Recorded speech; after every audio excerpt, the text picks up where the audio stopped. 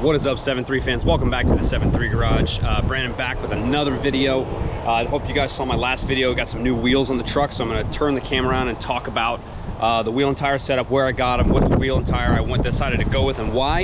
And the second part of this video, we have some new parts in from Jelly Boat Performance. That's an Edge add-on, so we can check out our fuel pressure on our gauge inside the truck, our actual Edge monitor.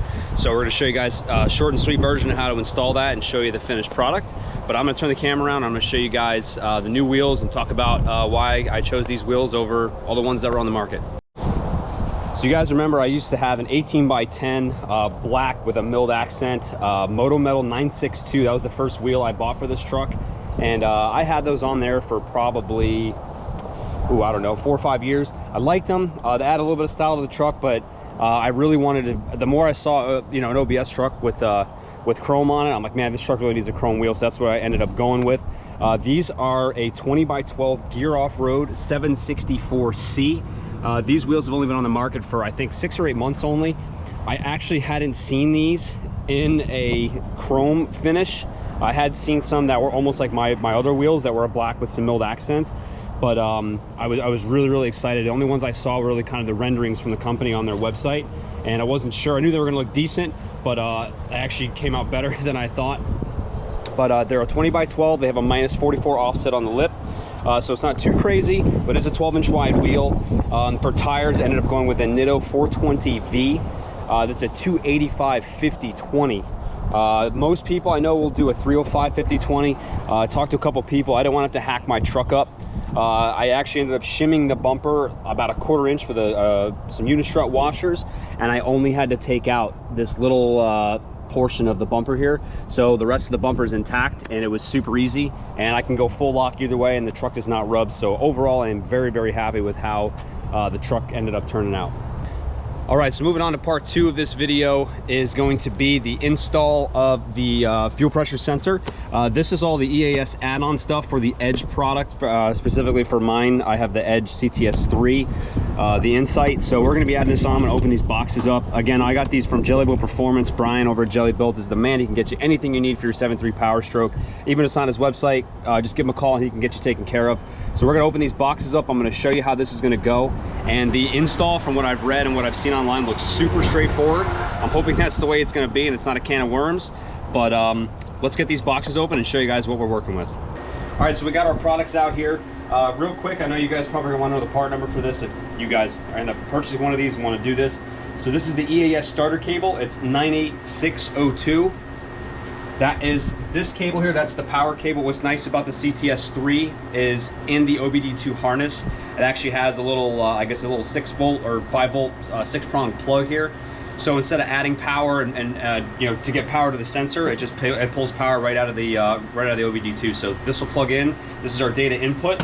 That is that part number, 98602, and the other part number has the pigtails and stuff. That's 98607. That is included with the pressure sensor. This is a universal 0 to 100 psi pressure sensor. This can be used for boost pressure, for oil pressure, fuel pressure, anything that you need to see pressure on. The other cool thing that Edge includes as well in this kit is a split pigtail. And what this does is, for example, you have a twin turbo application, whether it's turbo diesel or even a gas application, you can run 2 sensors into 1 input and you can see it on your monitor. So it's pretty cool. This is all kind of plug and play, like interlocking stuff. So everything kind of just locks in together, plugs in, and then you just kind of screw this collar on and you're all set. So we're gonna get everything kind of dialed in here. We're gonna tape up some of the wiring to make it all clean, and we'll show you guys the install. We are moving right along on this. We got the 0 to 100 psi pressure sensor installed. We have it, we had Teflon tape on there with some liquid Teflon to seal that up there, so we'll have no leaks of diesel fuel from the fuel pressure regulator. But we tested that just briefly. Everything seems to be working just fine. We got it briefly set up on the gauge, or I should say the monitor in the truck, and I'm gonna time lapse the rest of this install so you guys can see it come together.